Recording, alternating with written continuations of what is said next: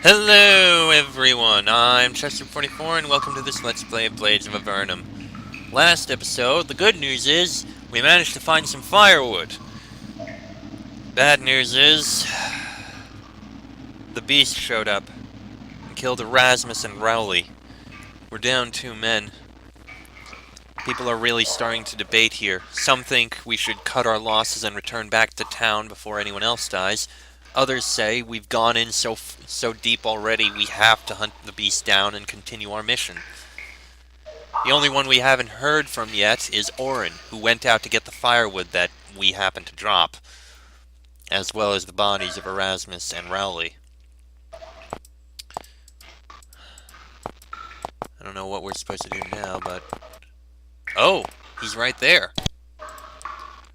Which means, of course, we have the firewood.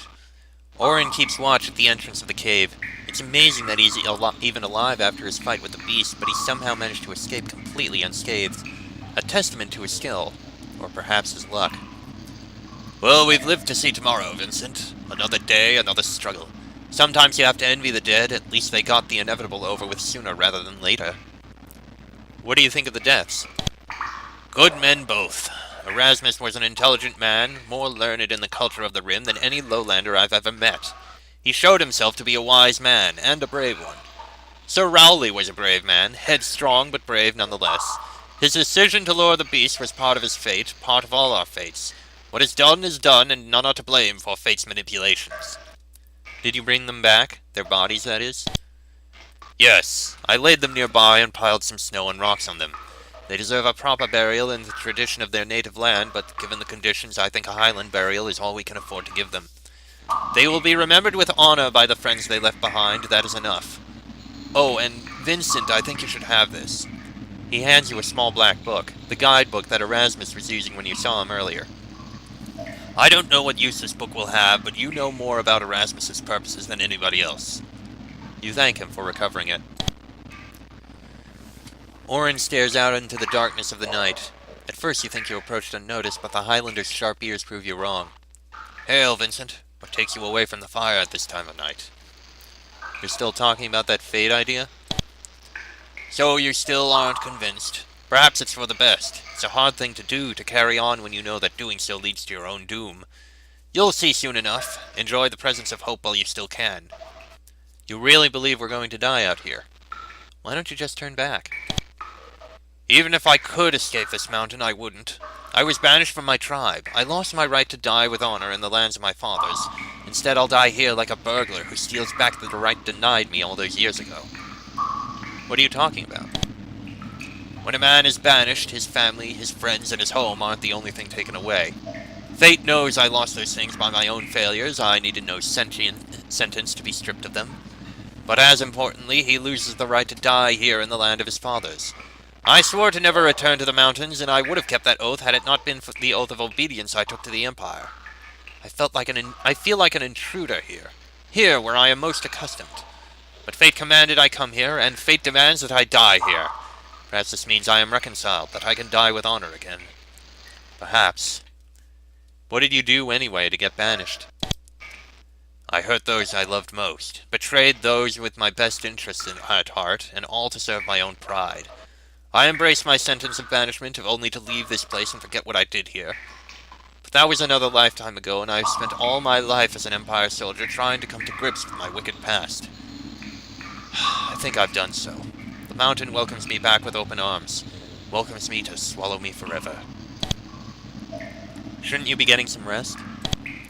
Rest? There is no time for rest. I feel my end drawing near, my fate more sure. I don't have much time, but I feel that I have a purpose to serve here, something meaningful to do. My vigilance has already paid off once. The beast will not take us unawares while I'm on watch. No, there is no time to sleep now. I will have my rest soon. Aren't you cold, at least? He has put on a light jacket over his leather tunic to keep out the wind that is picking up. However, he is still almost naked compared to the bundle of garbs everyone else wears. I've told you, Vincent, I welcome the cold after the heat of the lowlands. I might drink some hot tea later to keep my core warm and my mind alert, but that is all. You shudder at the thought. You remember well the smell of orange herbal tea. You had the audacity to try it once and nearly gagged. You almost had to chew, the tea was so thick. How was it that you managed to fight off the beast? I tell you, Vincent, for all its strength, it was agile too. However, it wasn't expecting to meet much resistance, so I managed to catch it off guard with fast slashes and nagging blows. Still, if it weren't for good footwork on my part and near misses on its, I would be a dead man. As it is, I managed to keep it on its heels for long enough. It was just getting ready to bull rush me, an attack that would surely have overwhelmed me, when Jamie scared it away with a fire arrow. It will be back. The wounds I inflicted weren't serious by its standards. I'll be ready when it does. Alright then. The wind now whips through the trees outside, sending gusts of cold air and occasionally snow into the cave. The others, with the exception of Orin, who keeps his position by the entrance, are beginning to settle in for the night. The day has been one long exertion, from fighting wolves and hobgoblins to your mad dash back to the cave. Your body screams at you to lay down to sleep. Well, let us go to sleep. You stand in an old, dilapidated graveyard. The only person in sight is a short, grimy, hunchbacked man who stands before you. His grim face is illuminated by the dancing light of the lantern he carries. He motions for you to follow him and sets off at a slow limp. You are hesitant to follow him, but your feet seem to do so of their own accord. He takes a winding path through the forest of crumbling headstones, eventually stopping at an obelisk-shaped monument. He gives you a toothless grin as you step up cautiously. The obelisk was once made of fine marble, but is now old and faded. Moss obscures the worn lettering, and the top of the obelisk ends in a crumbled, jagged peak. 3 tombstones lie at the base, each more pitiful than the last. You turn to ask the hunchback what the meaning of this is, but find him vanished, taking your source of light with him. You quietly look about, but see him nowhere. How could he have left so quickly when he can hardly walk? With a trembling hand, you reach out to scratch away the moss covering the obelisk. You pull away the moss carefully, then faster until you almost claw at the marble surface. Eventually you step back and read with dread. Dedicated to the memory of the ill-fated Unit 341, lost in the line of duty in the service of their land. None remember their tale, but all revere their sacrifice. You quickly uncover the other gravestones. Field Surgeon Scott Ewett, his healing, Professor Erasmus Jordan, wise sage, and Sir Roger Rowley, hunter of... You hardly read the epitaphs, taking enough time only to assure yourself of the name on each headstone. The sight fills you with dread. A noise behind you sends you whirling, but you see nothing. The wind is beginning to pick up. It whirls about you, blowing leaves and dirt from a cyclone around you, and in the midst of it is a wailing voice. Vincent! Vincent! Vincent! Vincent, get up! The wailing cry gives way to the more familiar voice of your friend Orin. You rub the sleep from your eyes and crawl out of your sleeping bag. The rest of your group are already up and bundled against the cold. The air outside is like a linen sheet. It's so thick with wind and snow. Orin addresses the group. We can't stay here any longer. If the snow piles any higher in the entrance, we will be blocked in, and if the cold doesn't get us, the smoke from the fire will.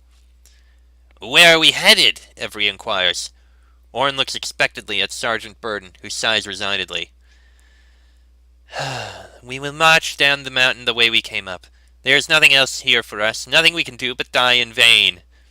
The news is met with various reactions, from muttered complaints to relieved, almost embarrassed grins. But everybody follows the orders without open complaint and files out of it into the blowing wind. Before we do, I want to see... We do have a special item. Erasmus's guidebook. You scramble over the top of the snowdrift into the swirling air outside. You look up at the sky but can't tell what time of day it is. You could have slept all night or for a few hours. All you know is it is dark and gloomy. You pull your head a bit lower to keep out the wind and wade through the snow towards your companions. Sergeant Burden addresses the group. I'm sorry, men. Sorry it ends like this. But we have to go. There's nothing else to be done here. I can't have more deaths on my conscience. You must understand. She trudges away towards the trail leading down, not turning to see if anybody follows. Slowly the rest file in behind her, yourself included. You find a patch of delicate flowers growing here, an apparently impossible occurrence. However, when you inspect the flowers closer, you notice a faint glow about them, and instantly understand how these fragile plants survive here. These are corral blossoms, a rare and potent ingredient.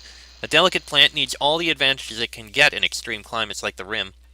Coral blossoms survive because of their powerful magical properties. They are sought by alchemists for the same reason. You gently pluck the brightest blossom in the patch. Well, we have coral blossoms. We have one. We can make a frost grenade, a dispel magic potion. I don't think I want that. Or a hardiness filter. I think a hardiness filter would be the most useful right now, so I'm going to make that right now.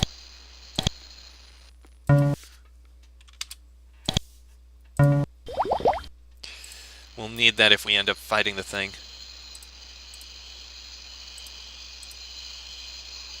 I already had one. I did not realize I should have made a frost grenade. We have way too many of these. Do we not have any strength potions? We don't have any strength potions. I need to make one of those. I thought that's what I had. Alright, we have a strength potion now.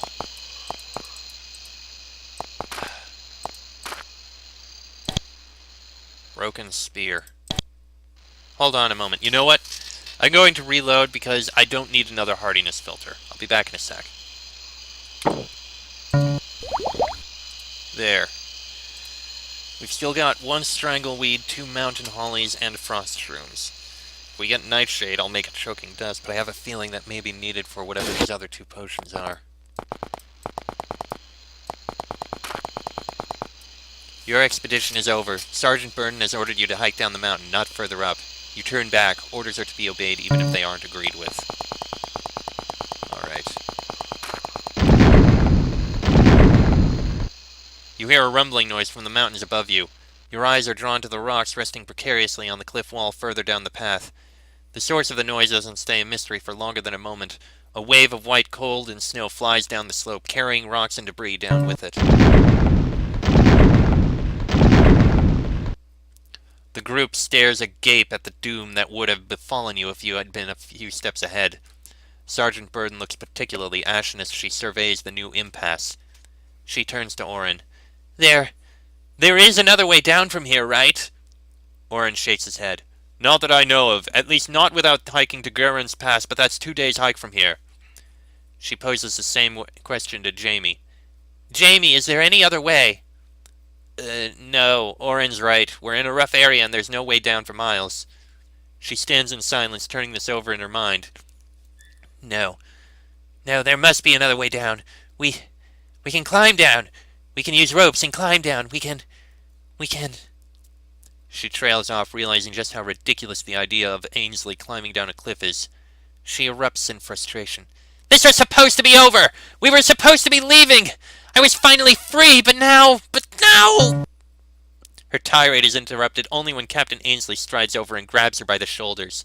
He nearly shakes with the effort, but he stares her in the eyes and shouts, You're right, Marie, you're right! If you give up on these men, abandon us to your despair, then it is all your fault! Then you really are a coward! If you give in to fear, then you are a failure, and what I saw in you was naught but a lie!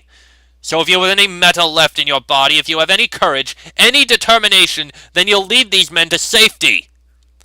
He lets go of her shoulders and turns away weakly. I can't, Marie. I'm too weak. But you can. Sergeant Burden stands silently, staring out over the mountains to the south. She slowly straightens up and her face begins to recover its color. When she speaks, her voice carries a new strength. Vincent! You step over and salute. Vincent, you were the last one to speak to Erasmus. You were the one he showed that book to. Where was he planning to take us? Where did he want to go? You pull out the black book and after some concentration relate to her what Erasmus told you. And you found this landmark he sent you for? You nod. She turns to the group and announces, Well then we head to Amansul. If the tower still stands, then we'll find it. We'll weather this storm, then slay that stinking animal. Ainsley nods with satisfaction at the sudden transformation, and the rest stand speechless. Well, stop standing around and march. It isn't getting any warmer. You file out. Alright then. You have no other choice. Up we go. Your troop uphill through the ever-deepening snow. The group stops dead when a sudden wail splits the air. A piercing, sharp shriek that splits your ears and fills your hearts with dread. For a moment, everybody is struck dumb. Then Sergeant Burden recovers enough to stammer. What the hell was that? What in the world made that abominable noise? All eyes swivel towards Orin. Orin stares up into the peaks before you and speaks without turning around. The cold and limited visibility aren't the only reasons why Highlanders avoid marching in storms. Everybody looks at each other puzzled until he continues. Spirits, phantoms, ghosts of vanquished warriors who found no peace in death, also roam natural spirits, beings embodying the cold and harshness of the mountain itself. Highlanders never march in these conditions. When the sun and moon are blotted by clouds, the spirits roam unmolested to prey upon the dead. Just take solace in knowing no goblins would be foolish enough to come out here. Sergeant Burden mulls this over before coming to a conclusion. Well, we have little choice in the matter, else I'd take the goblins' wisdom for our own. Vincent, Fabian! You each jump to attention and cross over to her. Whatever the hell these things are, I don't want to see them near the expedition. Orin is weighted down with the captain, and I trust neither Jamie nor Adriana to prove useful in battle. Private Every and I will stay here to guard the group. You scout ahead and try to make sure none of those things make it that close. Got it? You nod and plod off through the snow. Maybe I should have taken that Dispel Magic potion. Oh boy. That would have been a wise idea at this point. Spirits, it did say that it got rid of them. Oh boy. Well, let's go. No, we had to go this way. That terrible blood-curdling wail pierces your ears again. This time the source of the sound makes itself known. The spectral figure of a woman shrouded in a hazy black shroud swoops down on you, accompanied by 2 spectral warriors. It takes all your willpower to keep from dropping your weapons to clap your hands to your ears. The Banshee continues her terrible wailing cry, baring her ghostly teeth at you in the process. You aren't sure what's more unnerving, the sound or the sight.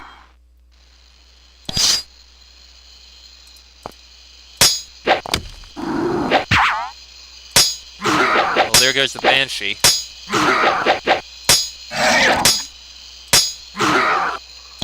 Alright, that's dealt with. Let's keep moving. When Sergeant Burden and the rest catch up to you, she crosses over and asks, So this is it? This is the landmark Erasmus wanted you to find. You nod. Good enough for me. I can hardly make heads or tails of this map, but I think we're supposed to take the path to the east now. We'll see if we can find any more landmarks from there. Well, if there is one bright spot on this gloomy day, it's that Orin was correct in saying the hobgoblins would be taking shelter. Whether it's the roaming spirits or the freezing cold keeping them indoors is little concern to you. What matters is that the filthy creatures aren't out here bothering you. There are totems everywhere, but their builders are no place to be seen. Icicle moss. We do need some of that. Can we make anything with this? We could make another fire draught. We could also make Potion of Alacrity or Rejuvenation Potion. But I think we have 2 rejuvenation elixirs already. A healing poultice? I'm tempted to make another, but I'm going to save up on this for now. The screams announce your next assailants well before you see them. Several more banshees glide down from the heights to beset you, their midnight black ethereal hair streaming behind them.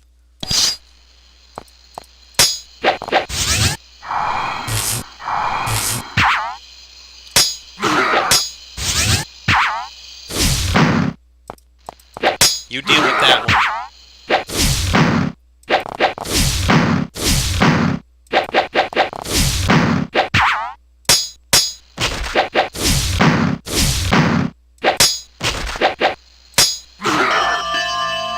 Wow, a level up.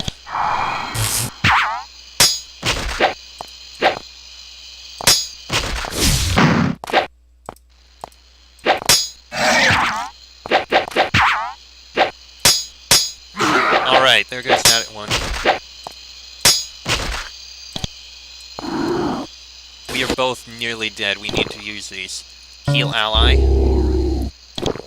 And heal myself. Alright, we're gonna need to use this, but we have a large patch of corral blossoms. Is that all this is? So what do we have then? 2 corral blossoms and 1 icicle moss. We need to make that rejuvenation potion. We don't have any.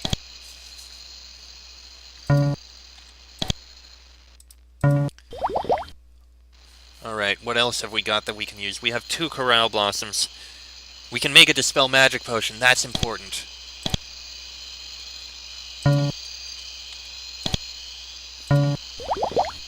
There, we have 1. We may need another at some point. I don't know. We still got 1 Strangleweed, 1 Frost Shroom, and 1 Corral Blossom. And that's it. I don't think we can... We can make another Frost Grenade, but I'm not going to make that now. We need Icicle Moss. I need to keep my eyes open for that. I'm going to save here for a moment. Alright, let's keep moving. We can't get up there. Or we can. Mountain Holly. 2 patches of it. We can make another Healing Poultice. But we still can't make another Rejuvenate... Wait, can we? No. We need Icicle Moss. Great.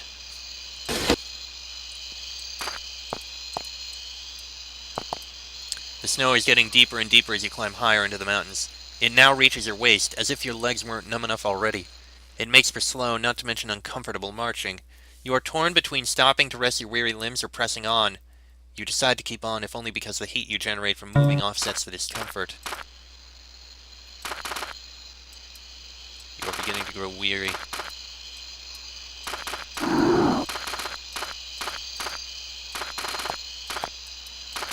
There! Icicle Moss! We need that. We need to make another rejuvenation potion. Make it immediately.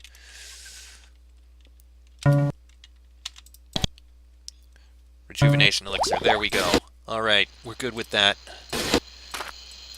This forest resounds with the sound of screeching banshees. Like great birds of prey, they swoop down on you. Several spectral warriors rise out of the snow to aid them. Fighting in this deep snow is going to be no picnic, and to make it even worse, you're fighting enemies completely unaffected by it. They glide across the fresh snow without sinking an inch. Alright, let's see if this potion works. It only got 1 of them!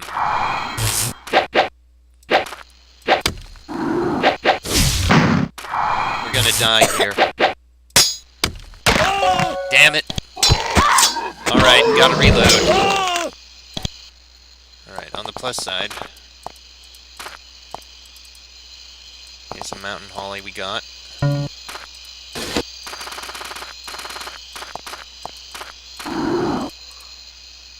Icicle Moss. We're webbed. How did we get webbed? No matter. Let's make that rejuvenation elixir again. So now we know how that dispel potion works. It only gets the ones next to me. Well, that's pleasant, actually.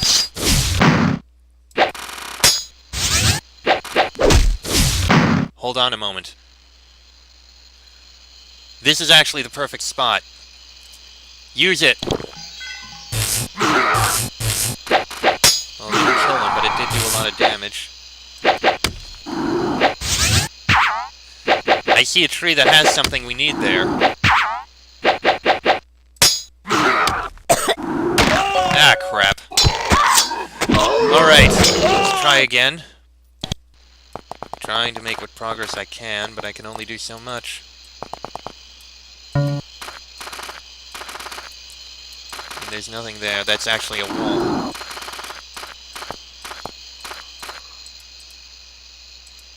Wait, what's there? Strange. Okay, remove that. Once again, make that rejuvenation.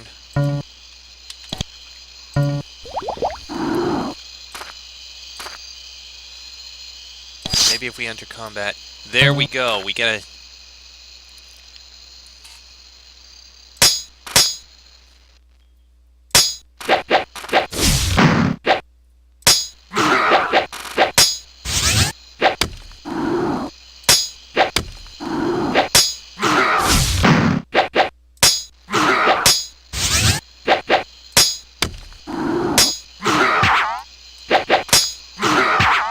Excellent.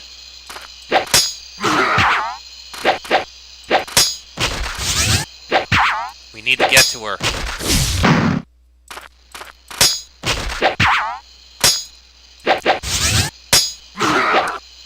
There we go. Strangleweed. Still not useful to us, but at least it's something.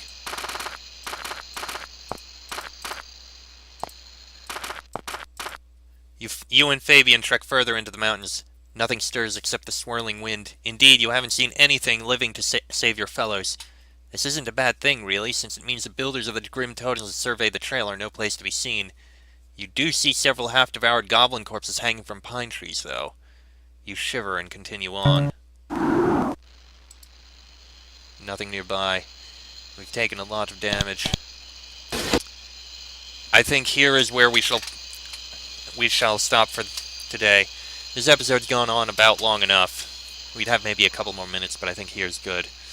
Next episode, we'll continue trekking through the mountains and trying to find our way through. This is gonna take a while. We need to find some sort of shelter, although I worry we'll just end up finding more creatures to deal with. That'll be in the next episode, so until then, I'm Chester44, that is Vincent, this has been a Blades of Avernum Let's Play, and I shall see you all next time.